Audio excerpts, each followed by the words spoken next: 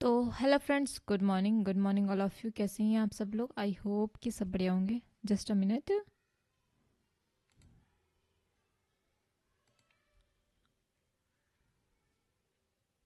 Okay. तो hello friends, good morning all of you. कैसे हैं आप सब लोग? आई होप कि सब बढ़िया होंगे। तो चलिए आज की करंट अफेयर क्लास हम स्टार्ट करते हैं और देखते हैं आज के लिए हमारे लिए मोस्ट इंपॉर्टेंट कौन से क्वेश्चन बन रहे हैं।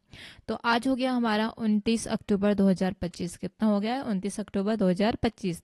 तो चलिए आज की क्लास हम स्टार्ट करते हैं। फर्स्ट क्वेश्चन देखते हैं। हाल ही में 4000 साल पुरानी हड़प्पा वासियों की पहली सड़क किनारे बनी सराय की खोज कहाँ हुई है? तो इसका आंसर हो जाएगा गुजरात में। कहाँ? गुजरात में। गुजरात के कोटड़ा बाडली में 400 साल पुराना हड़प्पा कालीन कारवां सराय मिला है।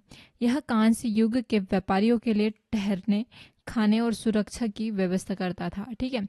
इस खोज से भारतीय उपमहाद्वीप के संगठित व्यापार के बुनियादी ढांचे की शुरुआत 2000 साल से भी ज्यादा पुराना हो गया है या हो गई है। ठीक है। ठीक है। क्वेश्चन नंबर सेकंड देखते हैं। हाल ही में पानी में चलने वाले ड्रोन गोस्ट जेलफिश विकसित किया है। तो किसने किया है? चीन ने। ठीक है। जो कि पारदर्शी है। ठीक है। चीन ने अपनी सैन्य ताकत को नया और नमूना दुनिया के सामने रखा है, जो कि हाल ही में आयोजित द्वितीय विश्व युद्ध की समाप्ति 80वीं वर्षगांठ के परेड में चीन ने पहली बार SX-002 नामक पानी के भीतर चलने वाली एक विशाल मानव रहित ड्रोन XLUUV का प्रदर्शन किया। ठीक है। जो कि ड्रोन आकार के तकनीकी दोनों जहाजों के बेहद ही उन्नत माना जा रहा है। ठीक है। Question number third. हाल ही में बुकर प्राइज फाउंडेशन द्वारा घोषित की गई चिल्ड्रन बुकर प्राइज की पुरस्कार राशि कितनी रखी गई है? तो इसका आंसर होगा 50,000 पाउंड। कितना? 50,000 पाउंड। प्रतिष्ठित वार्षिक पुरस्कार प्रदान करने वाले बुकर प्राइज फाउंडेशन ने कहा कि इस पुरस्कार से पहले संस्करण के नामांकन की शुरुआत 2026 में होगी और 2027 से यह प्रतिवर्ष प्रदान किया जाएगा। इसके तहत विजेता को 50,000 पाउंड यानी कि 59 लाख रुपए दिया जाएगा। मतलब इंडियन रुपीस की बात करें तो 59 लाख रुपीस। ठीक है। तो चलिए, इसमें पुरस्कार की बात हो रही थी, हम थोड़ी पुरस्कार के बारे में भी जान लेते हैं। प्रधानमंत्री मोदी को किस देश में मतलब किस देश में नहीं बोलना चाहिए, मतलब के सिटी टू सिटी मतलब की टू द सिटी पुरस्कार से सम्मानित किया गया। तो अर्जेंटीना ने। किसने? अर्जेंटीना ने। ठीक है। 2025 का पेन प्रिंटर पुरस्कार किसे दिया गया? तो लैला अबू लैला को। ठीक है। संयुक्त राष्ट्र मंडल पुरस्कार 2025 ब्रांडा रेनॉल्ड को, जो कि केन्या की है। ठीक है। बेस्ट मैजिक क्रिएटर 2025 पुरस्कार जीतने वाली कौन बन गई है? पहली भारतीय सुहानी शाह। 43वां लोकमान्य तिलक राष्ट्रीय पुरस्कार किसने जीत लिया? नीतीश गडकरी ने। ठीक है। खाद्य एवं शांति के लिए MS स्वामीनाथन पुरस्कार के लिए पहले प्राप्तकर्ता कौन बने? प्रोफेसर एडमोला एडेनाले, जो कि नाइजीरिया से। ठीक है। UNDP इक्वाटोर प्राइज 2025 बीबी फातिमा सेल्फ हेल्प ग्रुप, जो कि कर्नाटक से बिलोंग है, तो उसे मतलब याला पुरस्कार मिला। ठीक है। ललित कला अकादमी पुरस्कार 2025, जो कि प्रेमचंद्र पुखराम बम मूर्ति, जो कि मणिपुर के मूर्तिकार है। ठीक है। लता दीनानाथ मंगलेश्वर पुरस्कार 2025 कुमार मंगलम बिरला जी को मिला है। ठीक है। 34वें सरस्वती सम्मान 2024 के लिए जिसे साधु भद्रेश्वर जी को मिला है, जो कि संस्कृत के विद्वान हैं। ठीक है।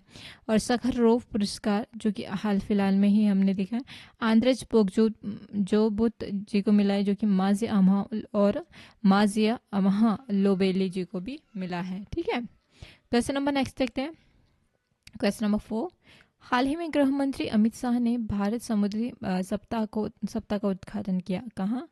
तो मुंबई में। ठीक है। Question number 5। हाल ही में नई दिल्ली के अंतर्राष्ट्रीय सौर गठबंधन सम्मेलन में कौन सा संस्करण आयोजित किया गया? कौन सा आयोजित हुआ है? तो इसका आंसर हो जाएगा 8th। ठीक है। 8वीं अंतर्राष्ट्रीय और सौर गठबंधन IAS सभा मतलब 27 से 30 अक्टूबर 2025 को भारत के मंडप में नई दिल्ली में किया गया है। ठीक है। जिसमें 124 देशों और 40 से अधिक मंत्रियों ने भाग लिया। एक सूर्य एक विश्व एक ग्रिड विकसित पर केंद्रित इस योजना का मुख्य उद्देश्य सौर ऊर्जा के विस्तार एवं सहयोग को मजबूती करना है। ठीक है। क्वेश्चन नंबर 6 देखते हैं। हाल ही में मैक्सिको ग्रा प्री F1 रेस का खिताब किसने जीत लिया है? तो कौन सा? लैंडो नॉरिस ने। ठीक है। रेसिंग ड्राइवर मैक्स बुल ने कहा कि अमेरिकी ग्रां-प्री का खिताब जीता है, जिन्होंने 7 बार के विश्व चैंपियन लुइस हैमिल्टन को हराकर सीजन अपनी नाम हासिल किया। मतलब इसका जो को ठीक है, इसमें लैंडो नॉरिस है। ठीक है। Question number next. हाल ही में रविन्द्रनाथ टैगोर की प्रतिमा कहाँ अनावरण की गई है? इसका आंसर जगह बीजिंग में। कहाँ? बीजिंग में। नोबेल पुरस्कार विजेता रविन्द्रनाथ टैगोर की प्रतिमा का आज बीजिंग स्थित भारतीय दूतावास में अनावरण किया है। ठीक है। इस प्रतिमा को चीन के प्रसिद्ध मूर्तिकार युआन शिकुन ने बनाया है। दूतावास द्वारा आयोजित संगम भारतीय निर्देशक परंपराओं को संगम नामक संगोष्ठी के अवसर पर इनका अनावरण किया गया। ठीक है। प्रतिमा का अनावरण करते हुए चीन के दूतावास प्रदीप रावत ने कहा कि एक सदी में पहले टैगोर की चीन यात्रा में हमारी सभ्यतागत संवाद में एक मील की पत्थर थी। ठीक है। क्वेश्चन नंबर 8 देखते हैं। हाल ही में एशियाई युवा खेलों में 400 मीटर फ्रीस्टाइल में राष्ट्रीय तैराकी खिताब किसने जीत लिया है? इसका आंसर होगा धिनिधि देव सिंधु ने। ठीक है। भारत की धिनिधि सिंधु ने कल बहरीन में एशियाई युवा खेलों में 2025 में 400 मीटर फ्रीस्टाइल में नया अपना रिकॉर्ड बनाया। ठीक है। धिनिधि ने 4 मिनट 21 सेकंड 21.86 सेकंड का मतलब समय लेकर फाइनल में अपना 5वां स्थान हासिल किया कर अपना 4 मिनट 24 सेकंड का रिकॉर्ड उन्होंने खुद ने ही तोड़ा है। ठीक है। इस स्पर्धा में भारत की अदिति सतीश हेगड़े ने 4 मिनट 32 सेकंड के साथ यह 7वें स्थान पर रही है। ठीक है। Question number 9। हाल ही में 2025 एशिया प्रशांत शहर शिखर सम्मेलन कहाँ आयोजित किया जाएगा? इसका किया जा रहा है, इसका मतलब दुबई में। ठीक है। रूस में प्रतिष्ठित ब्रिक्स महिला सशक्तिकरण पुरस्कार के होने के बाद श्रीमती हरप्रीत कौर कोबला ने 26 से 29 अक्टूबर दुबई में एक्सपो सिटी में आयोजित होने वाले एशिया प्रशांत शहर शिखर सम्मेलन में APCS 2025 में भारत और केंद्र शासित प्रदेश चंडीगढ़ का प्रतिनिधित्व करने के लिए पूरी तरह वहां पर पहुंच चुकी है। ठीक है। Question number 10। हाल ही में पॉल बिया को किस देश के राष्ट्रपति चुना गया है? तो इसका आंसर है कैमरून को। ठीक है। कैमरून देश में कैमरून में रविवार को राष्ट्रपति चुनाव के लिए मतदान हो रहा था, जो कि 92 साल के उम्र में दुनिया के सबसे बुजुर्ग राष्ट्राध्यक्ष पॉल बिया इस मध्य अफ्रीकी देश के 8वें सत्ता में आने के प्रबल दावेदार है। ठीक है। तो इसमें राष्ट्रपति के बारे में बात हुई है, तो चलिए हम लोग 2025 के प्रधानमंत्री और राष्ट्रपति के बारे में थोड़ी जानकारी देख लेते हैं। ठीक है। जापान की पहली महिला कौन बनी? तो साने ताकेचिया। ठीक है। सेलेसस के राष्ट्रपति पैट्रिक हार्मनी। मेडागास्कर के प्रधानमंत्री फोर्टुनाट रूफिन जॉफी शाम्बो। ठीक है। मेडागास्कर के राष्ट्रपति कर्नाल माइकल रेड्रिया निरेना। ठीक है।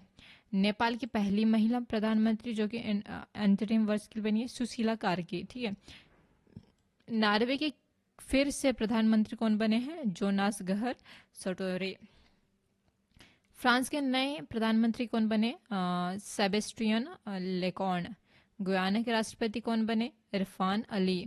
थाईलैंड के प्रधानमंत्री कौन बने? अनुतिम चाणविराकुल। जमैका के प्रधानमंत्री अरुण देव हॉलनेश। ठीक है। एंड्रेव होलनेस थ्यूआनिया के प्रधानमंत्री। ईगा रुंगी नियन, ठीक है। सूडान के प्रधानमंत्री कौन बने? कामिल इदरीस। और भी देखते हैं, सूरीनाम के राष्ट्रपति कौन बने? तो जेनिफर गैलर्सी श्रीमंत, ठीक है। साउथ कोरिया के 14वें राष्ट्रपति कौन बने? ली जे म्यूंग। कौन बने? ली जे म्यूंग। रोमानिया के राष्ट्रपति निकोसोर डैन। पुर्तगाल के पीएम लुइस मेटेनेग्रो। पोलैंड का राष्ट्रपति कौन बना? क्लोड नवरोकी। और कमरेन के राष्ट्रपति कौन है? पॉल बिया। क्वेश्चन नंबर नेक्स्ट देखते हैं। क्वेश्चन नंबर 11, हाल ही में वज्र चंद्रशेखर ने किस उपन्यास के लिए 2025 का वर्चुअल के ले गुइन फिक्शन पुरस्कार जीता है? तो उसका आंसर होगा रेक्स फॉल। कौन सा? रेक्स फॉल। श्रीलंकाई लेखक वज्र शेखर ने अपने दूसरे उपन्यास रेक्स फॉल के प्रतिष्ठित उर्सुला के ले गुइन फिक्शन पुरस्कार 2025 जीत लिया। यह पुरस्कार 25,000 अमेरिकी डॉलर लगभग 22 लाख की राशि के साथ उन लेखकों को दिया जाता है जो आशा के वास्तविक आधारों की कल्पना करते हैं, ठीक है।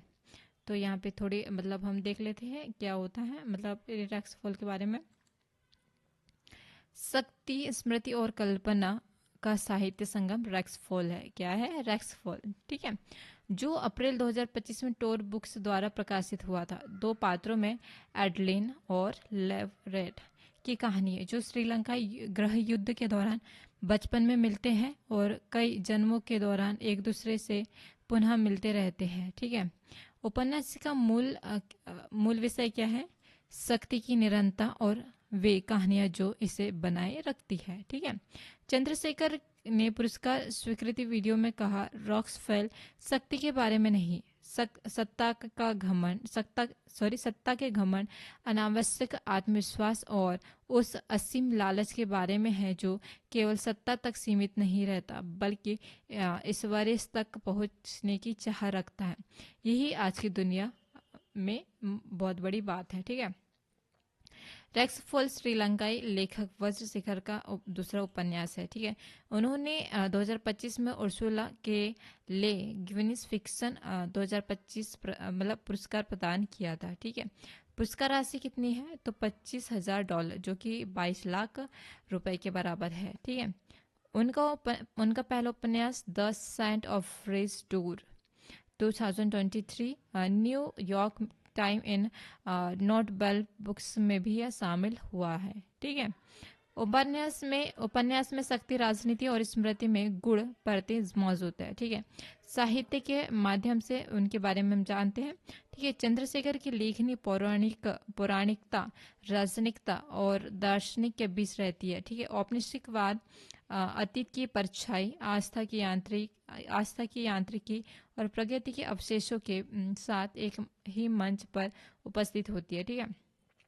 उनका मानना है कि कल्पना अपने आप में ही मुक्त नहीं है, उसे ऐसा बनाया जाना पड़ता है।